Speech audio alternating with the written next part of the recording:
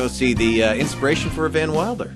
Yeah. Officially, right, Bert? Never made any money off that. No, but yeah. but still true, right? Yeah, still true. True enough to talk about it on radio until I get sued. Yeah. That day's coming around the corner, I'm sure. When I get big enough where I'm bigger than the movie, which I don't know what'll ever happen. But it will. I brought the guys from National Lampoon. I did a radio show there, and I go, bring in the execs. I want to just pop a question on them. So these guys in suits come in, and I was like, and they're like, what does this guy want? And I was like, hey, I'm Bert Kreisher, and as soon as I said that, their eyes froze, and I was like, and I was just wondering, like, if the movie Van Wilder is based on my life, and they were like, what do you want?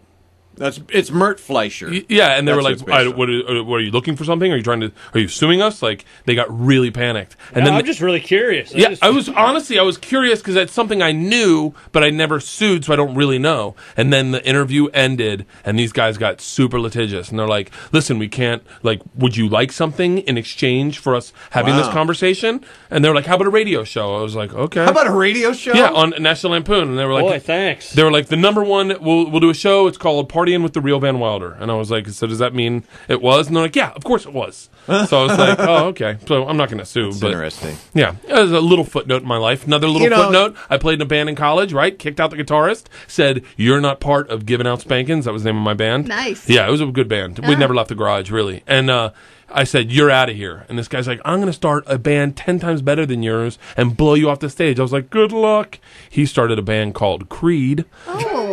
Yeah. Is that Mark Tremonti? It's Mark Tremonti. I think I've that's heard right. of them. Yeah, he's from Florida. Yeah, he's from Tallahassee. Or he's from Florida, like Orlando, but we all went to school in Tallahassee. You know, we interviewed Mark Tremonti a year ago or so, and talking about the new side project and all that, and it was weird. He ended the interview with, all right, thanks, Moose, appreciate it. Fuck Bert Kreischer. Poor Mark. He was so much. I had a TV show in L.A., the X Show, and I was called up their road manager, Smitty, and I was like, hey, man, can you get Tremonti and maybe some of the guys from the band, because I knew them, all of them, on our show. I'd love to interview them. He was like, yeah. And then he called me back. He was like, yeah, Mark's not into it. And I was like, what? He was like, it's just not going to happen, man. And I was like, I like is how he not still into it is a polite no. Yeah, I was like, is he still mad about not being in Giving Out Spank? He's in Creed. Like, what? He's a big millionaire. We should let go of that. And he was like, I can't really say what it's about, but he's just not going to. Yeah, of course it's what it's about. And now I'm sure I'm applying. I don't know. Is our band successful? Yeah, Scott Stapp's a train wreck. That guy is like. Well, they just put out a new album. And is it good? It's okay. I've heard Creed. I've heard it. Yeah, if you like Creed, there's a couple good tracks. Creed's not a bad album when you're like driving with another dude and you guys have been doing coke all night and it's like on a desolate 2-lane road and then all of a sudden a Creed song comes on, you're like, this isn't bad, what is this? And he's like, Creed, and you're like, I gotta stop doing coke, man. And the one guy's on the dashboard. Mm-hmm. Yeah. Man.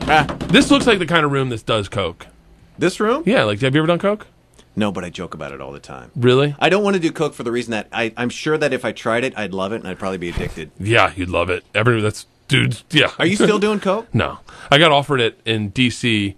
I don't, because I have 2 kids. I don't want to be the dad that dies of a heart attack doing coke on the road.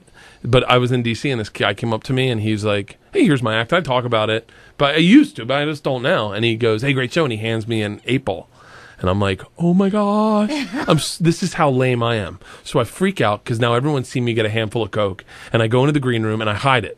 And then I'm like, what am I doing? Like, I'm not going to do it. It's Sunday night. I got to pack. I don't need to pack that much stuff. Like, I don't need to organize the room 9 times. So I go to the manager and I go, Red, I just got coke. Because I didn't want it to go through the chain of the improvs that Bert's getting coke on the room. Like, that spreads like wildfire. And he goes, I don't want to get it out of here. And I go, what am I supposed to do with it? And he's like, flush it. And I go, it's a lot of money. I can't flush it.